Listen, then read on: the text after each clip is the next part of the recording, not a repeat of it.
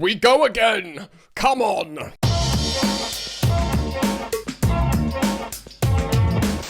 What's going on, friends? How is it going? And welcome back to Football Therapy with me, your host, Jan. And as always, my dear sweet friend, I hope you're doing well, mate. I really do hope that. And of course, welcome back to Chelsea News. This is your daily content where I reflect on what's being said about Chelsea across that horrible World Wide Web, what's trending, give you my thoughts on it, my reactions, but as always, more importantly, ask for yours. In today's video, we're going to mosey on down, we're going to meander through an article from The Athletic about Enzo Maresca's rotation.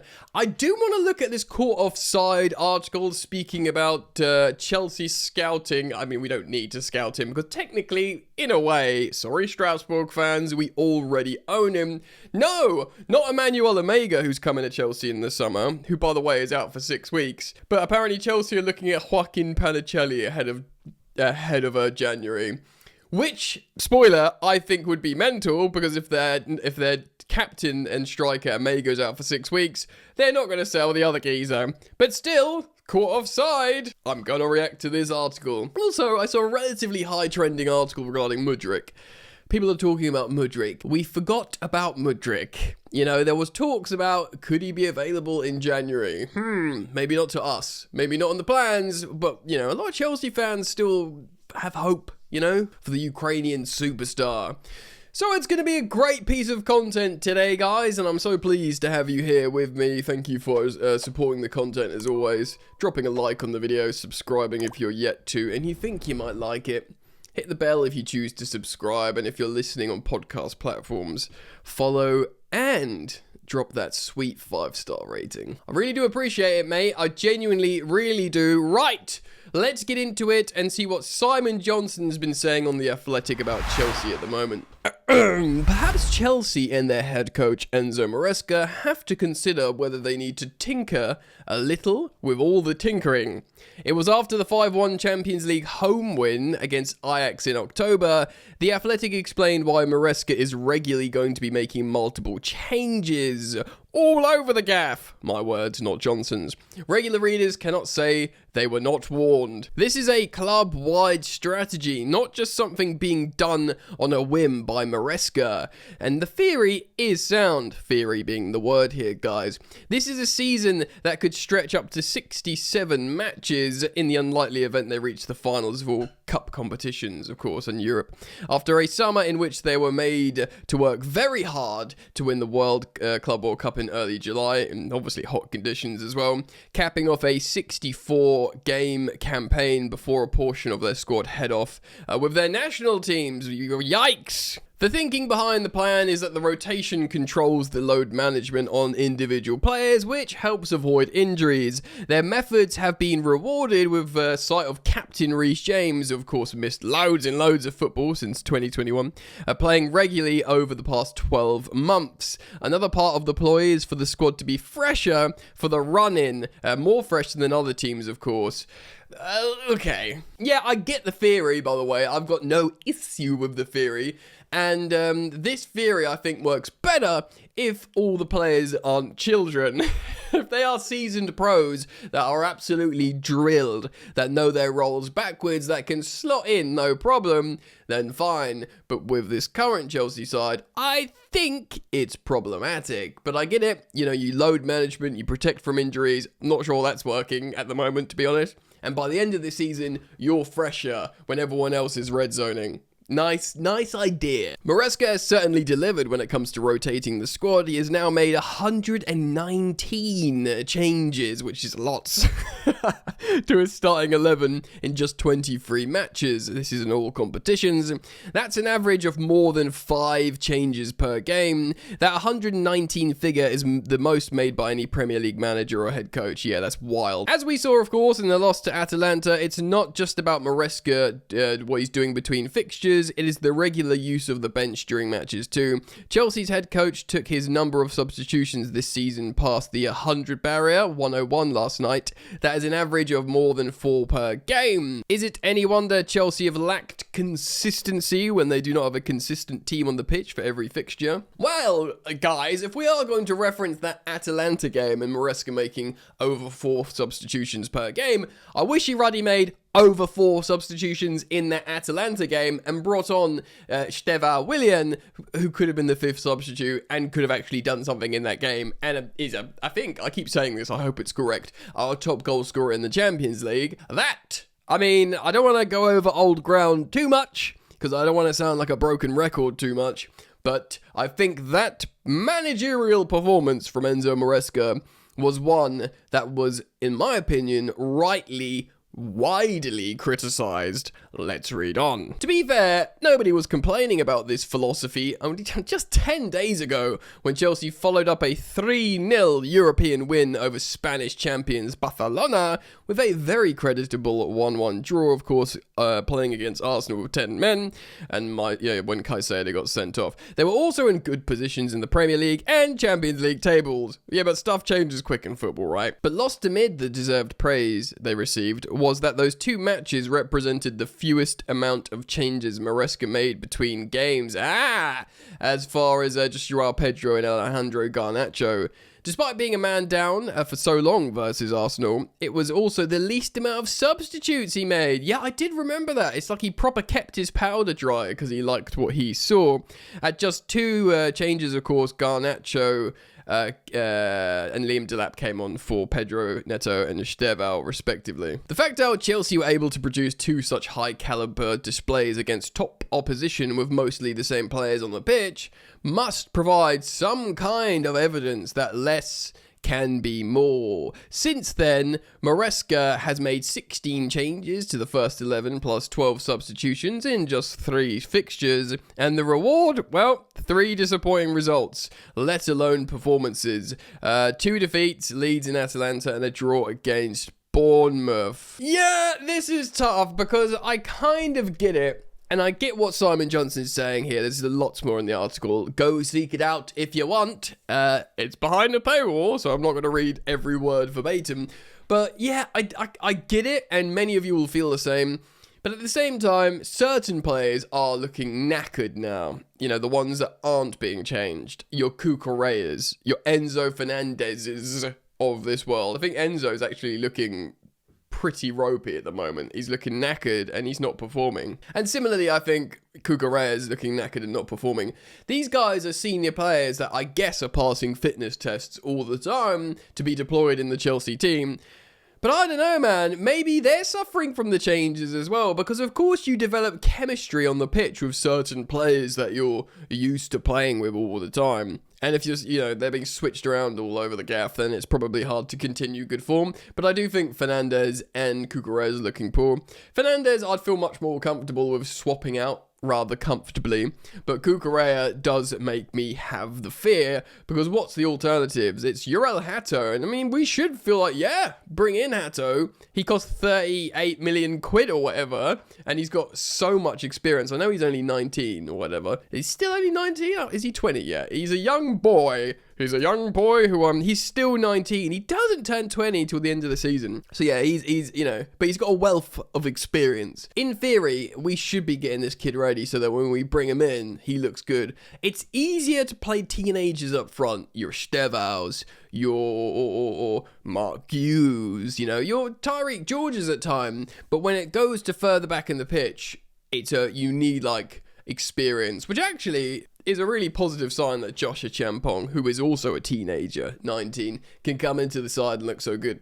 Anyway, the rotation situation will be a big talking point, dare I say the biggest talking point of Chelsea at the moment, until we revitalise ourselves and find good form. But let's move on, and let's hop over to Court Offside and speak about Joaquin Panicelli. Argentine striker Joaquin Panicelli has become one of the most sought after young talents in Europe, with several elite clubs vying for his signature ahead of the January transfer window. The 23-year-old has taken Ligue 1 by storm this season, emerging as a breakout star for RC Strasbourg, and now finds himself firmly on the radar of Chelsea, who are leading the chase. Of course, thanks to the ownership ties with the French club, sources close to the agents industry, so that's where they're getting their information from, the agents industry, have informed Court Offside. Ooh, they've got some information.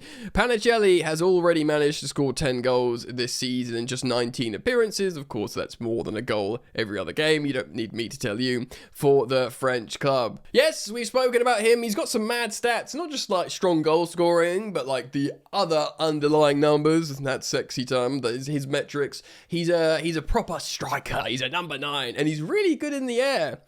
Same age as Emmanuel Omega, who is, of course, the captain of Strasbourg and is, of course, a Chelsea player in the summer. Let's not forget that. Of course, there's lots of talk of Nico Jackson. He's gone. Jackson's gone. He's never coming back. The relationship is done. Chelsea want to sell him. They'll make a profit on him. Nowhere near as much as they originally wanted, but they'll make money on Jackson. He's gone. I know I like Jackson as a player. I don't necessarily love him, but I really do like him. I think he was a really intelligent purchase for Chelsea. And, Chelsea have got an eye for good players. Like, of course, we all make a profit on him. Like, Noni Madueke scored an absolute... I know he scored a back post easy goal as well, but he scored a belter in the Champions League against Club Brugge for Arsenal. You know, obviously, Chelsea made 52 million quid on Noni Madueke. So there's a reason why Arsenal wanted him. We are buying and selling good players in Jackson and Madueke. Am I going to cry about it? No, because I want to, if I'm really truly honest, I want a Chelsea 11 that doesn't have either of these guys in, that's with better starters in. Do you know what I mean? Let's just read on a little bit about this Panicelli article. So Chelsea apparently lead the race to sign Ligue 1 attacker. Given that both Strasbourg and Chelsea operate under the Blue Coat umbrella, a potential move to Stamford Bridge is seen internally as a natural progression for Panicelli's career. Oh my god, I feel so bad for Strasbourg fans. Chelsea scouts have attended multiple Strasbourg games this season, with Enzo Maresca personally expressing admiration for the young forward's technical ability and composure in front of goal. Chelsea's attacking department remains a work in progress, yes, and Panicelli's arrival would align with the club's strategy of investing in high upside young talents, capable of growing with Maresca's system. Now, let's just pump the brakes just a little bit, firstly. Look, so let's try and be fair here. I don't think long-term João Pedro is a proper striker option. I know he scored a nice striker's goal at Atlanta, and Mark Gu needs a proper loan, and Jackson's gone. So it is just Liam Delap, but it's Emmanuel Omega as well. He is coming to Chelsea, bro. He is coming to Chelsea to play for Chelsea. You don't play for Strasbourg, play really well, sign for Chelsea to be loaned somewhere else. This guy is a Chelsea striker. He's a Chelsea striker. Is he number 10? I think he wears the number 10 at Strasbourg, but he's their captain. He's 23 years old. He scores goals. He's big. He's a good striker. And Delap is the same age. He's going to wear number 9. He's Chelsea's number 9. Delap's a good striker. Look, I joked around saying we signed the wrong Strasbourg striker because Panicelli's so good, but we can't take all their players. I mean, even if they have a nice time, even if they win the Conference League, and I hope for Strasbourg's sake they do. They won't be favourites to do it because Crystal Palace are in there, even though they beat Palace the other day. We can't just take all their freaking players. Even if we plan to take the best ones eventually, we can't be they've got 2 good strikers. Let's take them both. And look, yeah, I need to say my piece here. If I could pull the solution out of a hat for Chelsea, yeah, I wish I ruddy could, mate. I would turn back time, and that negotiation that went long into the night that John Obi Mikel said we were so close. Just whatever it took to make the difference so that Victor Osimhen says, all right, I'll sign the contract. I want to play for Chelsea and not Galatasaray. But now that he's gone, that story's gone. He's nailed his colours to the mast. He loves it over there. It's a shame, personally, I think, him playing Turkish football. No disrespect to the Turkish Super League. Obviously, a massive club with an amazing fan base and Champions League football, whatever. But I think we've all been robbed of the the just spectacle of Victor Osimhen playing Premier League football, and playing for Chelsea. And he felt so Chelsea. He felt such a Chelsea striker, and he would have been the guy. Anyway, pointless, spilt milk and all that. It's done. It's done. So what's else? I mean, we have a striker problem, I would say. So what is left? Well, Chelsea sporting directors will make a very strong case. Next season, Omega, Delap, Joao Pedro can deputise there. Pedro Neto can deputise there. We're keeping a very close eye on Mudryk, who, will be 18 next season. Maybe he gets like a good championship loan. Maybe that's what they're planning for him. But he's played for Chelsea's first team, the 17-year-old, and he's banging in loads of goals at under 21 level, despite only being 17. So Chelsea will think about him. Like, what's he going to do? What's he going to become? But, while Chelsea and Strasbourg and a player is playing very well for them, of course, was it Barco, the midfielder, is amazing, I think. But we've got loads of midfielders. Diego Moreira is playing amazing, but he used to be a Chelsea player. I think while players play really well there, they'll be linked to Chelsea. And that's the case with the Argentine 23-year-old striker taking Ligue 1 by storm, Panagelli. We will see what happens there. Now, let's move on to the final story of today's video and speak about this weird story I found on Mudryk. This is on footballfancast.com, which I don't often reference.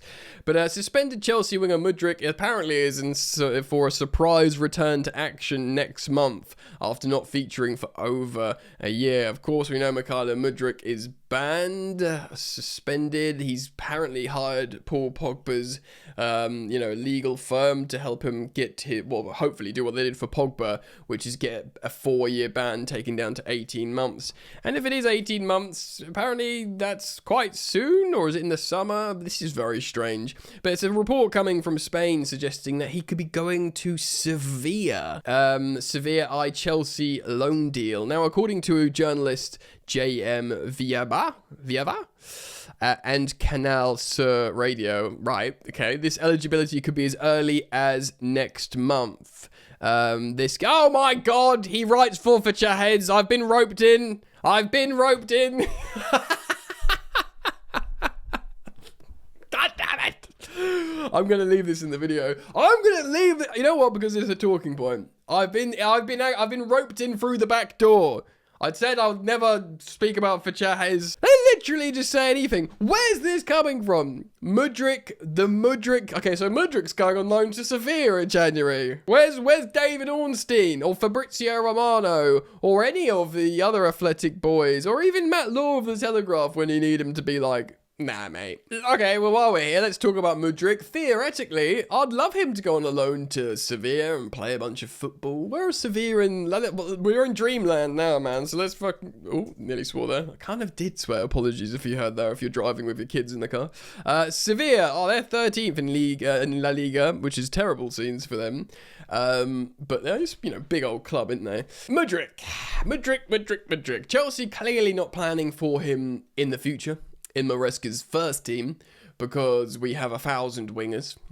We have a lot. I do think he has a lot to offer, and he was actually playing for Maresca for 6 months, lest we forget, in the Conference League. Maybe not his first choice, but he was sort of finding a bit of form again. And Maresca was looking at him like, yeah, I can use this guy.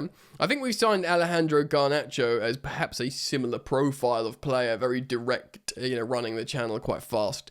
But Mudryk was such a huge investment. He's still, seen as a player with a really high ceiling with raw ability. I don't want to go over old ground too much. He's got a hammer of a shot.